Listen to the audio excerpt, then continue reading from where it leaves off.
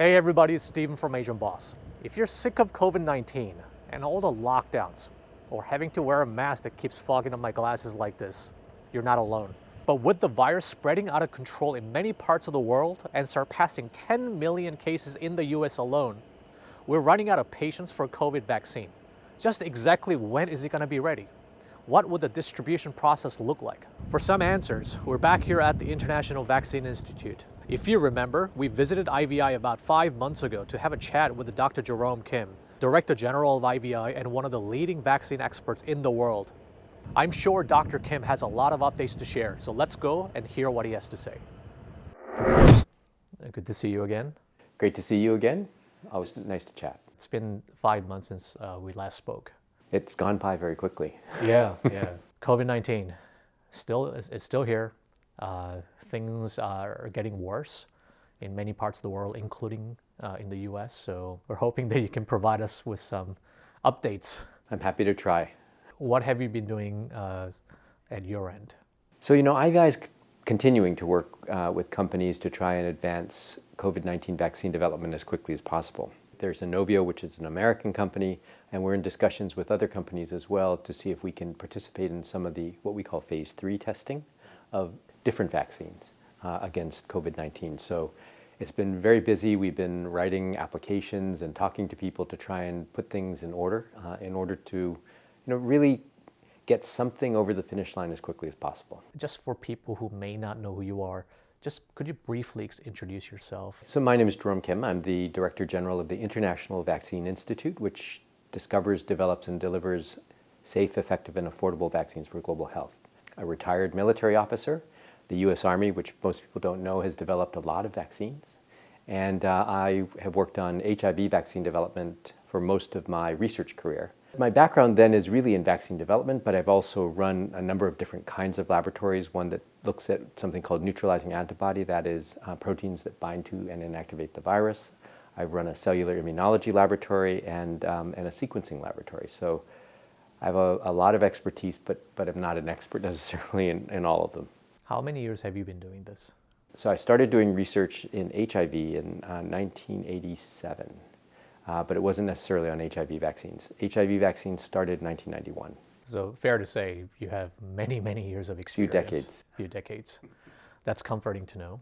I suppose for people who are still not kind of familiar with the distinction between a cure and vaccine, how would you describe the difference between the two? Vaccines in general prevent infection, or actually more correctly, probably prevent disease. Preventing infection is also important. Not all vaccines do it. Many vaccines will just prevent the disease from manifesting itself fully.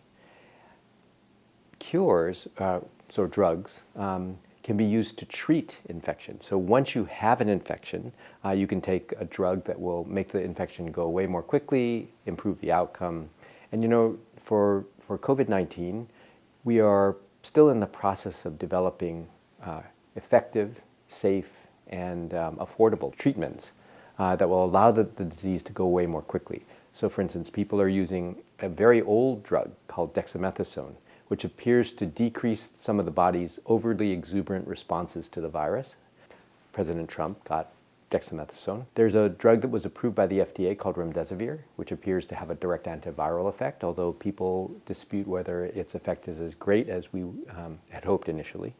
There are other drugs that are in the pipeline, but none have really kind of moved to the front yet. I mean, to the front in the sense that this is clearly going to be a silver bullet that really does a great job at getting rid of the disease. Nothing analogous to the drugs that we have for HIV, where we went from basically what was a disease that was nearly untreatable to 10 years later having drugs that effectively reduce the level of that viral growth in the body to zero. We don't have anything like that yet for COVID, but we've only actually known about COVID for 10 months, which is really amazing.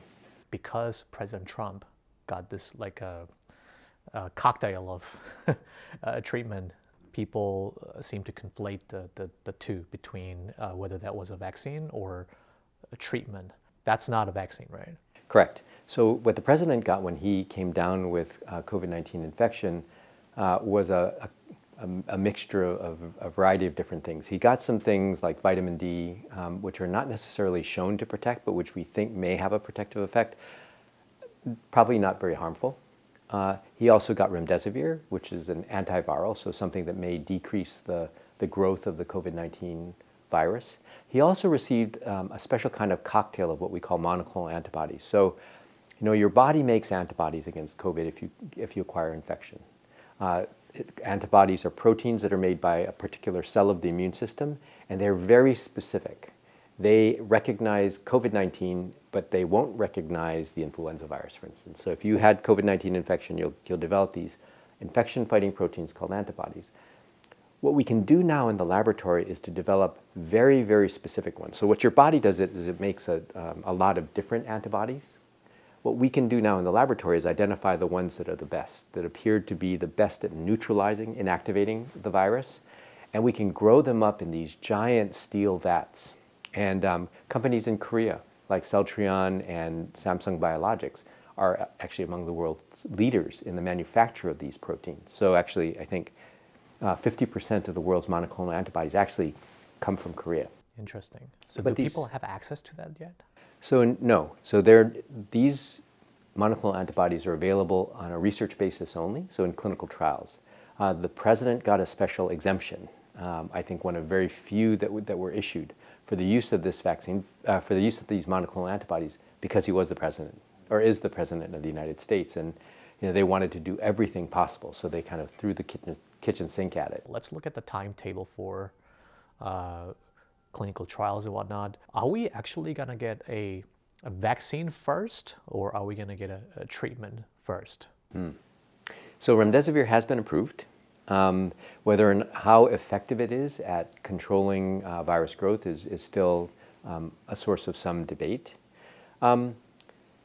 We probably will hear in November or December about at least one, maybe up to 3 of the different vaccines. And what we'll have is what we call interim analysis data. So when you do a big trial involving 30,000 or 60,000 people, you design the trial so that you're allowed to peek at the data. And this is actually done very strictly, and actually you take something called a penalty when you look, because the statisticians, the people who look at the numbers, really don't want you to peek too often, because it impairs the ability of the trial to really understand how the vaccine is, or if the vaccine is protecting. So the first of those interim analyses should become available this month or next month. And what it'll tell you is, based on a relatively small number of people, whether the vaccine is protecting against disease or infection and is safe. Now, on the basis of those data, a company could go to the Food and Drug Administration in the United States or to the EMA, the European Medicines Agency, to ask for emergency use, or conditional use, I think is what it's called in the European Union. And that will allow them to start giving the vaccine to more people. And depending on how it's structured, it could just be, you don't have to sign a consent to get the vaccine. You may just, you may actually get a piece of paper that explains to you that this vaccine is still experimental, we're still collecting data on it. If you become sick, you need to let people know that you received the vaccine so that we can monitor if the vaccine is working. So is that considered like part of the trial still? Emergency use would not be within the trial. The trials would continue Right. Until a more definitive answer is obtained. And a more definitive answer would be, the Food and Drug Administration, the WHO, have set very strict criteria for whether the vaccine is working. And so licensure in the United States will be based on having protective effect against infection of greater than 50% and having a lot of confidence that that is correct. That is actually the standard definition that the FDA uses for other vaccines. Whether or not they allow emergency use to proceed with less than that information is a possibility, and one that the FDA has openly spoken about. The one caveat that they put on it is that they wanted to have at least 2 months of follow-up information for safety on the average for everyone in the trial, which is very important because they're saying, okay, we understand there's a huge pressure to have a vaccine, especially one that's been shown to be effective on the one hand. On the other hand, our job, they're saying now, speaking as the FDA, they're saying our job is to make sure that it's not only effective, but that it's safe. So we want to have at least 2 months of safety information. Other organizations are doing something called a rolling review. So the EMA, the European equivalent of the FDA, is allowing companies to submit data as it becomes available, so that the EMA can now review data in real time. Other organizations are considering that. The Chinese have an FDA equivalent called the NMPA, and I think they're expecting to potentially see data from the companies in December. So Chinese, American, European, a lot of regulatory agencies are looking forward to seeing the first hint that a vaccine may be protecting or not. I think the reason why people are so anxious, or even like the emergency use that you talk about, is because COVID cases are just like getting out of control, especially in the US. I mean, do you see it the same way? Yeah, so the US is now in its third wave. I mean, there was the first wave, there was the wave over the summer, and now there's a wave that's even higher than the previous ones.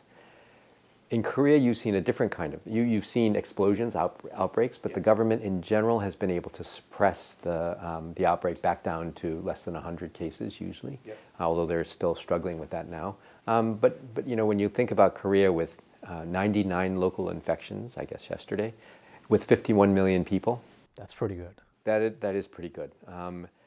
It's been difficult because I think, when governments released some of the requirements, people went out and they did what people normally do. But we have to continue to message, and we have to continue to emphasize that the things that protected you, the things that will keep countries out of lockdown, the things that will allow you to have economic freedoms, or the freedom to move around and do things, masks, distance, and hygiene. If that's the price of being able to do the things you want to do, I think in Korea, people accept that. Mainly in Asian countries, people accept that. Asian countries, maybe Australia, New Zealand, very few other countries.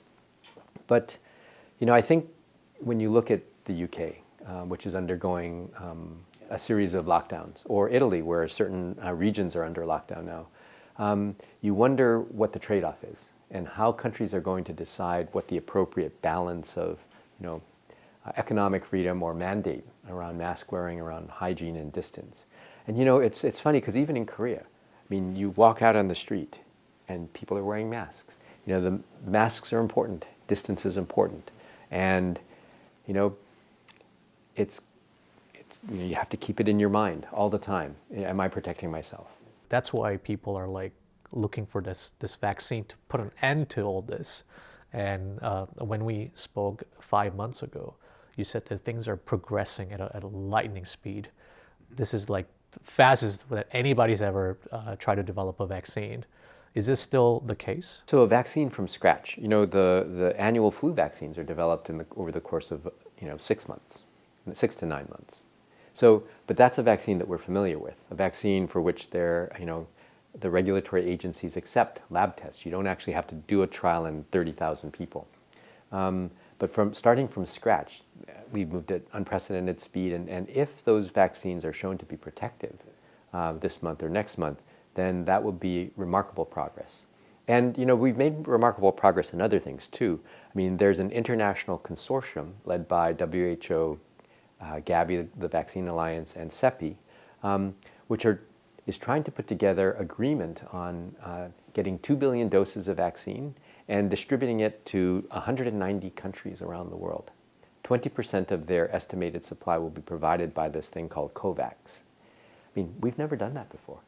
If we can do that, that would be a really remarkable triumph of internationalism over what we call vaccine nationalism, hopefully. These vaccines that were developed under what's called Operation Warp Speed, the US program, will be available for use in COVAX. Some of the companies have already committed, not all of them. China has joined COVAX. Right now, the two big standouts are the United States and Russia. So, if President-elect Biden is listening, he should join COVAX and join the international effort as well. Because, really, there are data now, modeling data, that would say that, if the high-income countries, and Korea is one of the high-income countries, but European countries, the United States, Japan, Australia, Canada, if they are to purchase the first 2 billion doses of vaccine as it becomes available, and don't make some attempt to distribute that vaccine fairly according to the needs of, global needs for COVID, the number of deaths from this pandemic will double. Wow. And bringing it under control will become less efficient.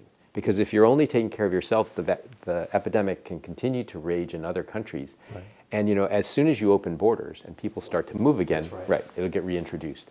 And I think the other thing is, the vaccine is not going to be something that works immediately, right? I mean, it has to be made, it has to be distributed, we have to get people vaccinated, and it'll take some time.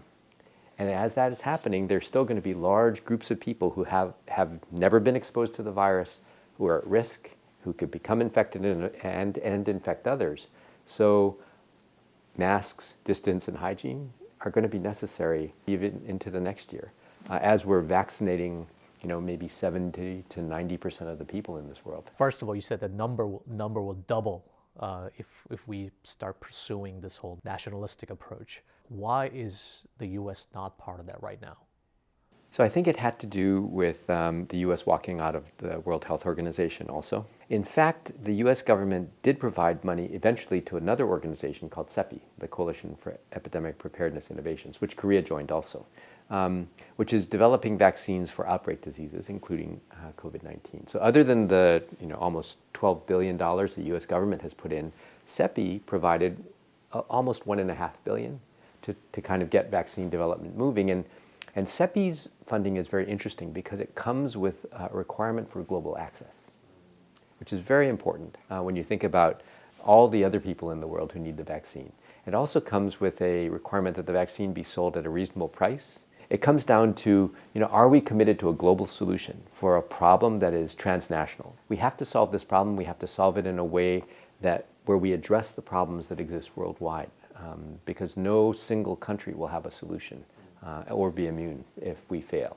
When it comes to the clinical trials, people probably watching, most of them are familiar that there are 3 stages, right? And where are we with that? I would imagine that if vaccine could be almost like something could be done by December or January, I would imagine that a lot of trials are in the stage 3 phase. So there are 10 vaccines that are in phase 3, so the determination of efficacy and safety. There are 3 Chinese vaccines, one from a company called CanSino, one from a huge Chinese vaccine manufacturer called Sinopharm. Sinopharm makes 60 to 70% of the vaccines used in China. And then a smaller company named Sinovac. Sinopharm and Sinovac's vaccine are in clinical trials all over the world with tens of thousands of people. And I think we're expecting to see data from those trials in December also, if not sooner. So if you combine that with Moderna and Pfizer-BioNTech, which also could become available in December, and now Oxford AstraZeneca saying it may be available, able to look at data in December as well.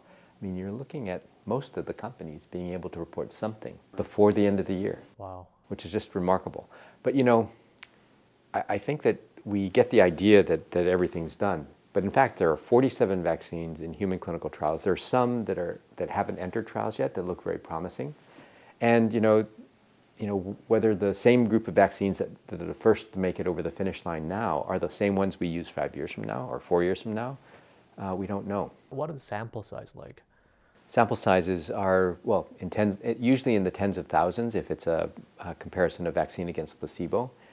It really depends on the number of infections. And so with COVID-19 sort of raging in Brazil and the United States and parts of Europe, the companies have picked a sample size around 30,000. So 15,000 people get vaccine, 15,000 get placebo or an inactive substance. And some of the trials are even larger. 60,000 is one of the high side estimates. Other companies are trying to get by with smaller sample sizes by targeting their vaccine against particular populations with very high infection rates. Although that can be a little bit, that can be a problem because, as you've seen, COVID can come and go. Within the course of a few months, an epidemic can be brought back under control by lockdowns. Yeah. So it's a slightly riskier strategy, but one that is faster potentially and cheaper. But again, different companies are taking different approaches to that question. The phase 3 trials are very important, and they give you really important information about protection. So the way you do a phase 3 trial with vaccine and placebo, you're really looking at protection of individuals. You give a vaccine to somebody, is he or she protected against infection or disease? The other question, though, and one that may be more important for countries, is, well, how do you protect society? Because something that's designed to look specifically at protection of individuals may not actually give you enough information about how you're protecting the rest of society against disease. So if you're a country, you may not care that much that people get infected as long as you're not seeing hospitalizations and deaths. Right. And I think Dr. Fauci said this weekend, but it's something that people have known for a while, which is that right now the current vaccines are preventing disease. So they're looking at outcomes. They're looking at whether a person has a positive PCR test and has a symptom. But you know that 80% of people who have COVID are very minimally symptomatic or asymptomatic. Yes. So those people are not necessarily being looked at as a primary endpoint in these trials. Right. On the other hand, we know that it's disease that we're interested in. I mean, we want to prevent deaths. We want to prevent symptomatic illness. We want to keep the hospitals from filling up with COVID patients. And so to do that, you need a different kind of trial, something that's usually done after efficacy, but something that could be very important in helping determine this herd immunity. I mean, we talk about herd immunity all the time, but protection of other people in society who are not vaccinated, and what's the right level of vaccination that you need in order to achieve that. And we don't know that. And the trials that we're doing now won't necessarily tell us the answer. That's interesting, because I actually thought that we would have been able to tell what that threshold is. We can guess at what it is, but each vaccine may be different. And so, again, this is a separate set of clinical trials that are done once approval is given. We start to do what are called effectiveness trials. It's great to have a trial where you get assigned at random to vaccine or placebo, and a nurse calls you up a week before you're supposed to come in, and then a day before you're supposed to come in, and says, to remind you, don't miss your appointment. You have to come in and get vaccinated. But in the real world, no one's going to call you. Right. I mean, and so if you miss your vaccination, or if you're 2 months late, or if you skip it altogether, you may never get the correct vaccination regimen. So how is the vaccine going to work under real world conditions? The RNA vaccines have to be kept, one of them has to be kept at minus 70 degrees centigrade. Minus 70 degrees Celsius. Yep. Yep. That's cold. That's very cold. The refrigerator in your doctor's office doesn't keep that temperature. So we need a separate distribution system to be able to give that particular vaccine. Now, hopefully the company is working on a way to increase the temperature and is doing tests now to make sure that the temperature can be minus 20, which is still cold, or 2 to 8, which is refrigerator temperature. And it's something that would be difficult to transport in an airplane. Well, that's right. Because 747s don't necessarily have the capacity to have the freezers necessary to keep something at minus 70. And when you're talking about shipping hundreds of millions of doses, that's a lot of cold capacity. There's a difference between what works in the laboratory setting versus what really works in real life. There's so many external circumstances or factors that are out of your control. Yeah, right, and temperature and cold chain would be one of them. Distribution would be another. We're really good at vaccinating kids. I mean, in the U.S., it's probably 80 to 85% of kids get almost all their vaccines, which is real tribute to American parents, actually. And around the world, for the typical vaccines, the ones that WHO recommends to be given in childhood, we're at about 80 to 85% also, which is great. So kids are fine, but how do you vaccinate teenagers? I mean, we really do have a hard time giving vaccines to teenagers, and then how do you vaccinate working adults? And how do we vaccinate the elderly? And when you think about who needs a COVID vaccine, it's everybody. And we don't routinely bring them in to care. So if you're a small country in sub-Saharan Africa or in South Asia, and you have certain number of healthcare staff who are delivering the vaccines to kids, and now all of a sudden you tell them, okay, time to start giving the vaccine to teenagers, adults, and the elderly. They're going to just do this they're not going to just do it in their spare time. It's going to take time away from everything else that they're doing. Do you think it's too much of an outrage from, I suppose, freedom perspective to mandate some sort of a vaccine? Having been in the Army and having received more than my share of vaccines, I can tell you that it is possible to mandate it and get really high rates of compliance, but not everyone's in the Army. So, what it may come down to is the protection of society.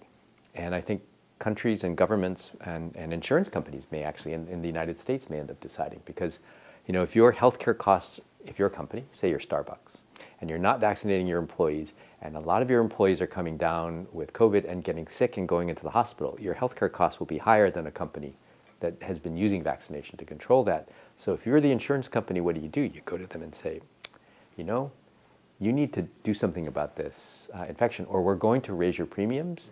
And companies don't just raise premiums. They get a higher premium and then they pass it on to the employee. So there could be other mechanisms that apply later on, and particularly in societies where healthcare is not universal. But the good thing, I think, is that many countries around the world view this as very important, and they will engage the parts of the government that are good at convincing people that vaccination is critical. And it's funny because different countries are different. In Fiji, some colleagues who work in the Ministry of Health there was an outbreak of measles, actually in Samoa. And Fiji decided, well, we don't want measles to break out in Fiji also. And they reminded people that the population of Fiji, way back in the 19th century, had nearly been wiped out by measles. And they used that as a reminder.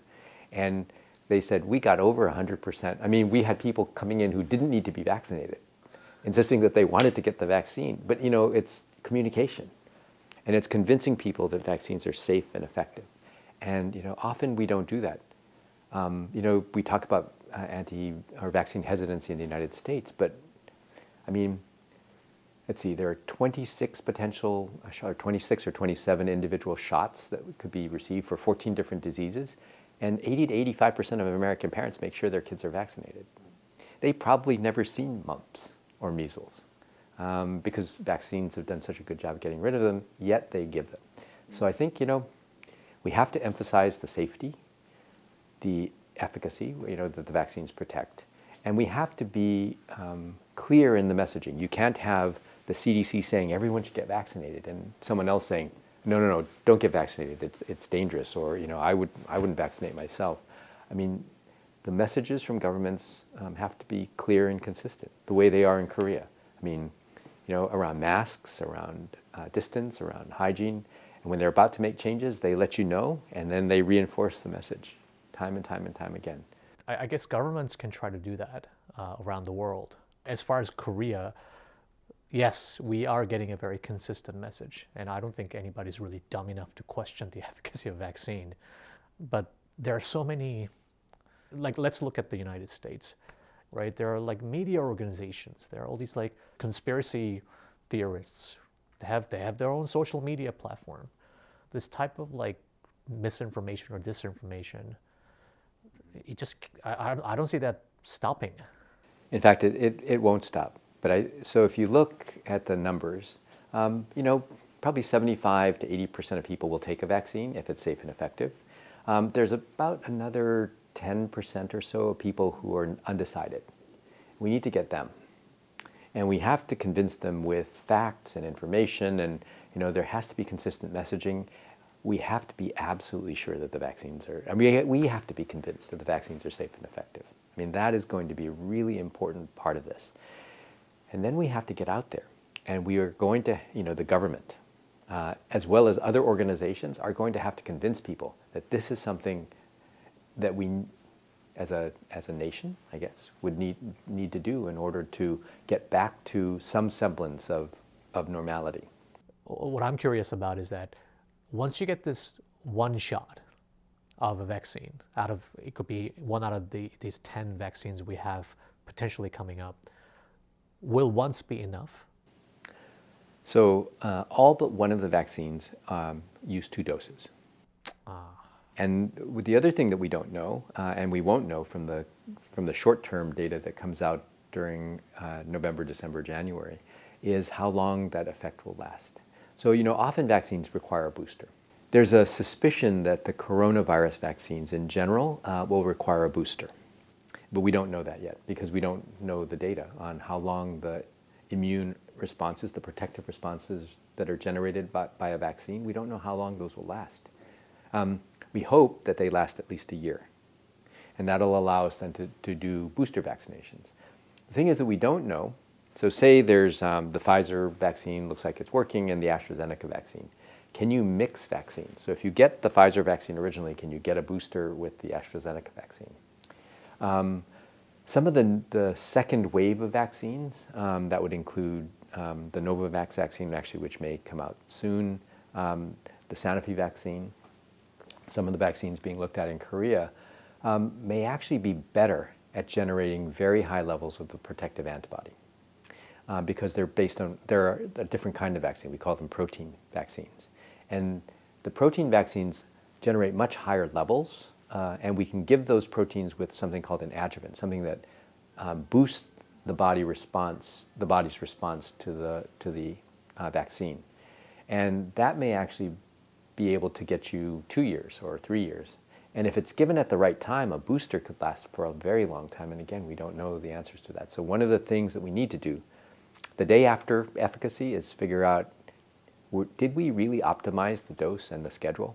And what other things can we do in order to do that? Can we decrease the dose? Can we spread the dose out a little bit?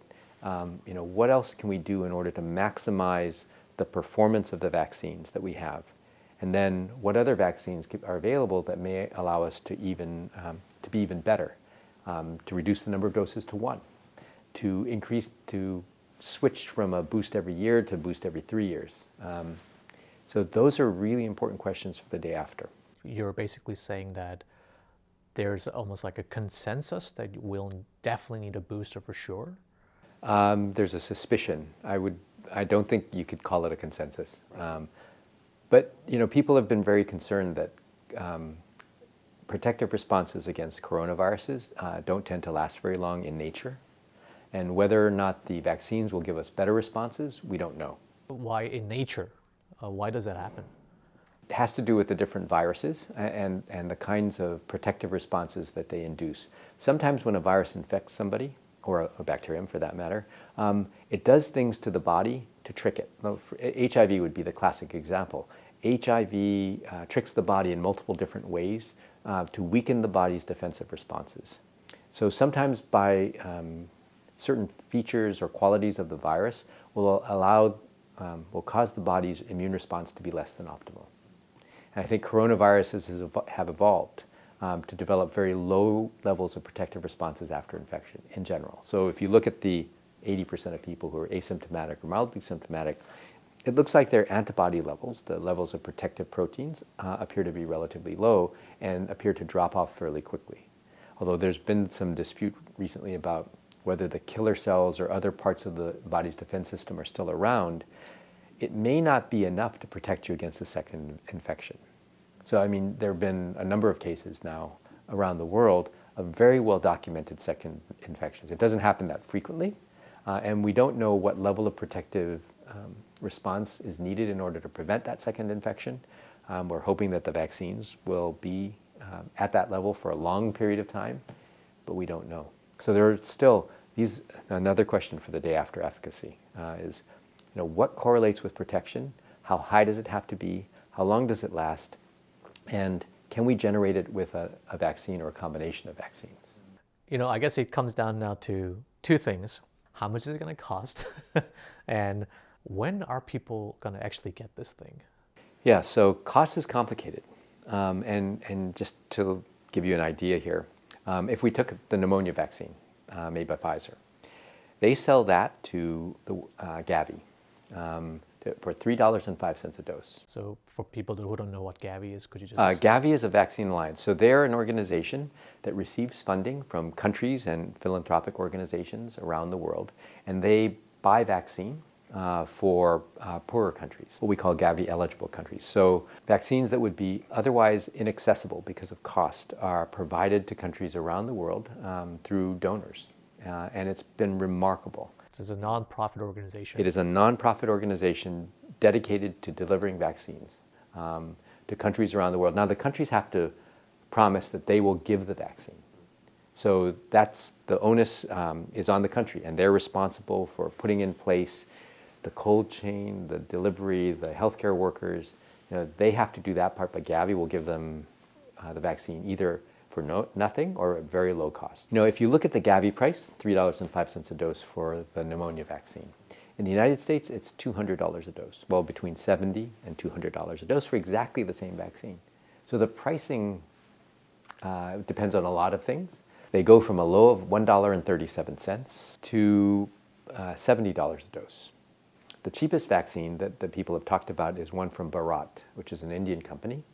It's what we call whole inactivated virus. So they just grew the virus up and killed it, and they mix it up with something called an adjuvant, and that's what they're using to vaccinate. The most expensive vaccine, at $70 a dose, is also whole inactivated vaccine, made by a Chinese company, Sinopharm. Now, whether that's Sinopharm's final price, or whether it's the price now because it's only available on emergency use, no one knows. The thinking is that whole inactivated vaccines tend to be less expensive, so it's probably closer to Bharat's estimate, ultimately, but we don't actually have the data. Moderna's vaccine is going to be around $35 a dose. It could be slightly higher depending on how large the bigger the purchase, the lower the cost. So it's hard to say. And many countries will provide it free. For instance, in the UK, right? They have a National Health Service. They provide the vaccines free. Vaccines that are required under the National Immunization Program in Korea are provided free of charge. COVAX, so this mechanism that Gavi, CEPI, and the World Health Organization put together, they're buying 2 billion doses. I mean, not necessarily all of the same vaccine, but that allows them to make a deal on price, hopefully. And in terms of timeline, when is it likely that we can actually get a shot, basically? Countries like the United States, which have put $12 billion, actually, if you look at the cost of Operation Warp Speed, it's $18 billion. And they've secured over 2 billion doses of vaccine. Now, the United States has 330 million people, so if they get 2 doses each, that's 660 million doses. But they have 2 billion doses pre-ordered. And a number of those doses, several hundred million doses, are actually in the process of being made now. So that theoretically, once a vaccine is announced to be safe and effective, they may actually have millions of doses available for immediate use. Dr. Fauci, who is known to be, correct much of the time, has said, don't count on widespread availability until the middle of next year. And the CDC, US CDC, has warned the same thing. Now, this is in the United States, which has put a huge amount of money into pre-ordered vaccine. What about other countries? So, it turns out that around the world, 8 billion doses have been pre-ordered. Not much of it is going to low and middle income countries. That's actually going to probably happen through COVAX. Most of it has been pre-ordered by high income countries. So the European Union has purchased 1.5 billion doses, the UK 400 million doses, Japan 300 million doses. I don't think that they're going to actually see all those doses. I think that a lot of these were pre-orders in order to secure a certain level of vaccine if the vaccine is shown to be safe and effective. But again, COVAX has to compete against these global players from high-income countries that, basically have the money available to make pre-orders. But let's hope middle of next year, we'll start to see enough vaccine to be able to really realistically vaccinate many people. So we still have to wait around at least another 6 to 7 months. Possibly. And I think it's important to recognize that, the day after efficacy, we're still, I'm going to still put my mask on and distance and do the hand hygiene thing. Because, if you imagine that it's going to take maybe till 2023 or 2024 to have enough doses to vaccinate the entire world, there's still going to be risk out there. And, again, the vaccines do hopefully will be shown to be safe and protective. But we don't know if you get vaccinated and you go out and, to a bar surrounded by people who have COVID-19 infection, whether the vaccine won't just be overwhelmed. And we do know that happens. That could happen. It could still happen. So even after you're vaccinated, you should protect yourself. So there's one of the examples of a person who was reinfected may have been exactly that. He was infected, He recovered, and then he wasn't following any wasn't protecting himself. He went out and he got a second infection, and actually the second infection was worse. Now, thankfully, he didn't die. Immune responses are protective, but it's not absolute protection, and so there's still a reason to protect yourself against infection.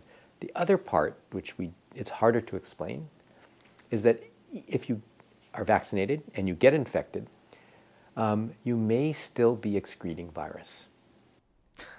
So, other people around you, I mean, the other reason to wear the mask is to protect others for the same reason that you wear a mask now. I thought the whole point of getting a vaccine is so that people can stop wearing masks and then don't have to socially distance. Mm-hmm. But this is just... At least initially, until, we reach a level of protection in society where when there are outbreaks that they're going to be self-contained, and where the people who are most vulnerable, say the elderly, are protected against infection, and people who have underlying conditions, or people whose jobs bring them into contact with sick people. And it's not necessarily, it's clearly healthcare workers, but think about teachers. Children have a special capacity to be able to spread coronavirus amongst themselves and then to the people who are teaching them. People who work in places where they see a lot of, where they meet the public frequently, like people who work in supermarkets, or people who are doing deliveries, or first responders, policemen, firemen. So I think we are still going to need to protect ourselves until we've reached that level of protection where society feels that it's safe. What percentage of the population would have to be vaccinated? We've been saying 60 to 70%. But really, that's something that should be determined in these, in what we call the effectiveness trials, and the trials that are designed to look at the protection of society against infection. The vaccines are going to be useful.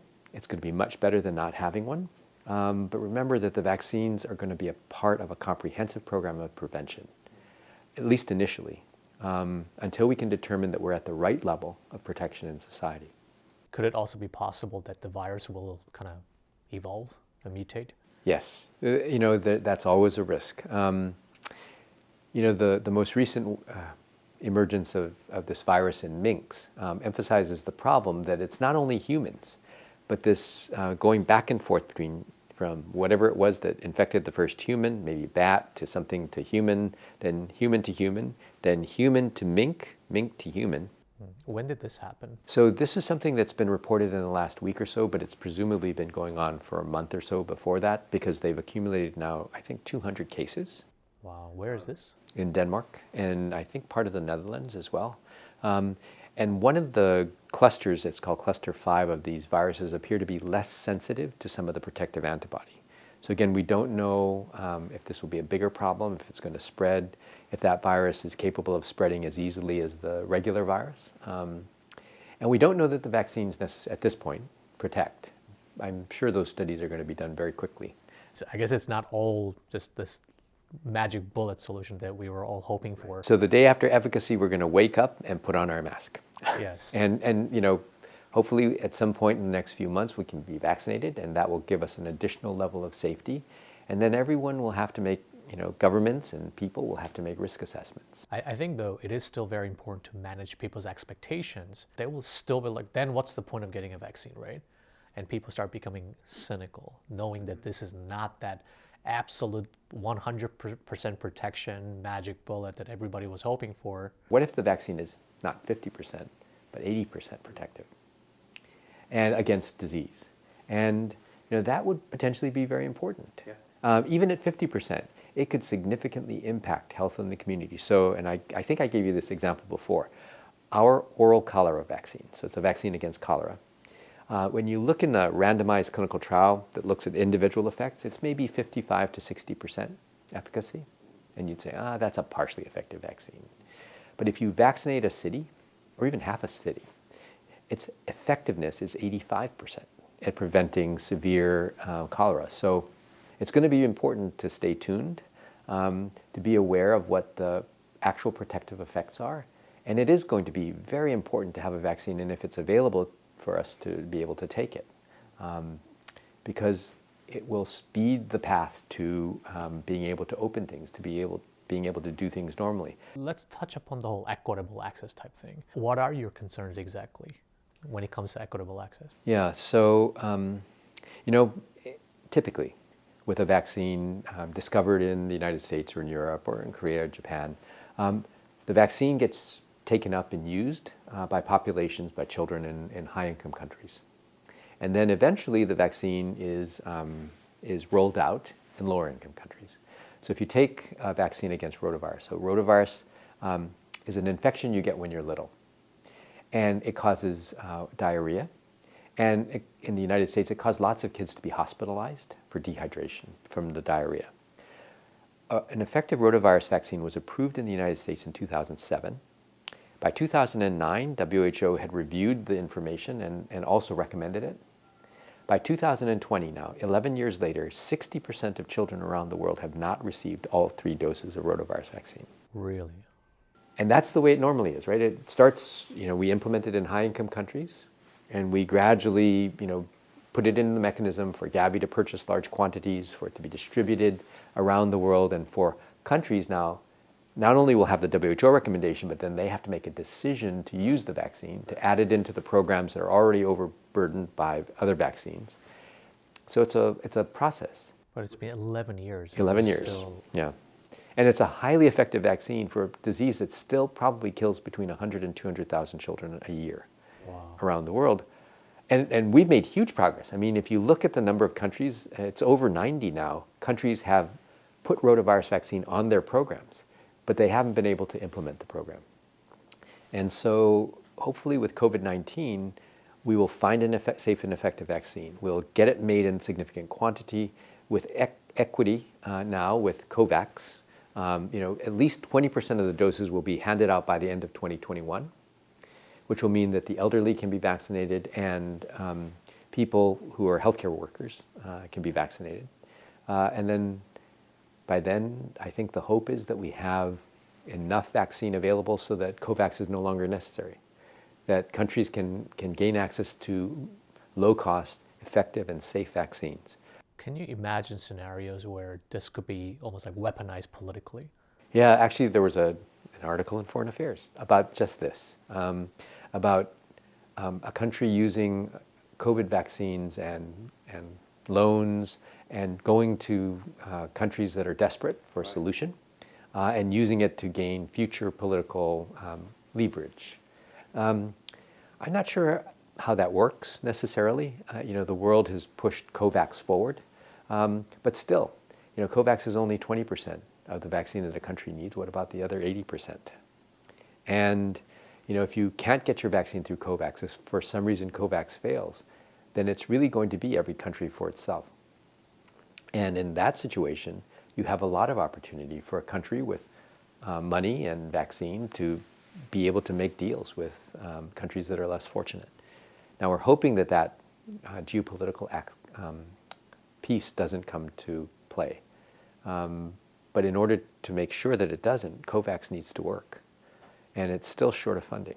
So what is IVI doing to hopefully address this situation? Or we don't purchase vaccines and we don't manufacture vaccines. So all we can do is really work with companies to try and show that the vaccines are safe and effective as quickly as possible, to develop the optimal regimens, so the right dose, the right schedule, determine what the optimal boosting is, show that the vaccines are effective and generate herd protection, because these are all going to be really important as countries try to make a decision about whether to buy vaccine, how much of it to use, who gets vaccinated first, and when they can be sure that some of the restrictions can be lifted. I guess 2020 has just been an extraordinary year, and it's almost over. And how would you reflect on this year when you look back? I think it's been a bit humbling. With COVID-19, we are hit with a pandemic that we weren't expecting. We've developed vaccines very, very quickly, but it's spread around the world. So, tens of millions of people are infected. 1.2 or 1.3 million people have died. How much has COVID cost the world? 20 trillion? So when you think about the small investment in COVID vaccines against the entire cost of this pandemic, it pales by comparison. But getting countries to step up, and volunteer the funding in order to vaccinate the world has been more difficult. There's been a bit of a leadership vacuum. I mean, maybe the United States normally fills that, but in the absence of the United States, you have COVAX trying to do everything it can, the WHO, Gavi, CEPI, all working very hard. I mean, you can see China moving in to fill a vacuum. But, someone needs to challenge the world. Challenge the world to join COVAX, to make it work, to ensure that vaccine is going to reach the people who need it the most. And then we'll see. But that'll require leadership and a fair amount of focus on what's important, what's a priority, and how do we get people to do the right thing, countries to do the right thing. What would be your message to, I don't know, just the public who are absolutely sick of all these lockdowns, the economic costs, people with, drug overdoses and depression and suicide, all these things that COVID-19 has brought, and the eventual lockdown has brought, and people are just waiting for some sort of a solution, right? And everybody's now looking at this thing as, okay, vaccine is the only way. Like, what do you say to these people? It's hard to say have patience, but people are working as hard as they can to get a vaccine that is safe and effective. And when we have that vaccine, it's going to be really important that countries and that citizens of countries understand what the benefits and risks are, and that really, this is a pandemic that is worldwide, that is as we say, viruses know no borders. Well, this pandemic has really showed us how closely we are all at risk. I mean, until the pandemic is controlled everywhere, we're really not safe. And so we need to recommit to a global response to COVID-19. And hopefully this will serve as a model for future endeavors, future pandemic response. For people who are tired of the masks and are just waiting for vaccine solution, the honest truth is that it's going to be a year. It's going to be years, potentially, until we're all safe. And what relief we get will come in bits and pieces. Having the vaccine, being vaccinated, being able to go out and do things again, it will come not all at once. So we're going to have to get used to living with masks and distancing and doing things to protect other people and spreading the vaccine message. When we have a safe and effective vaccine, we need to let people know. We need to stop misinformation. We need to talk truthfully about what the risks and benefits are. We can't just be Pollyanna and say, well, everything will be fine. I mean, we have to be honest. And I always hope that honesty is going to be the way that we convince people that we're sincere, that we're not just saying, oh, you need to get it because we own stock in a vaccine company, but because it's actually something that will benefit all of us in the end. Thanks for sharing that inconvenient truth, but it is important that we know the truth and understand the science behind it. I think it's important for people to listen to scientists like you and not politicians or Well, I'm sorry if it got a little technical, but I have to say, people really enjoy these Asian boss interviews. I've gotten feedback from people like all over the world, thanks to you. That's very humbling. I think it's just whatever we can do to help, right? So what do you guys need? Actually, IVI is just about full now. I mean, programs have grown, and as we try to do a lot more things, we're going to be stretched. But I think countries like Finland, Sweden, Korea, India have been very supportive. Individual donors have been very supportive, and hopefully we'll be able to do something. But can I make one more thing? Sure. So we focused on COVID, and COVID is a really important problem because 1.2 million people have died around the world.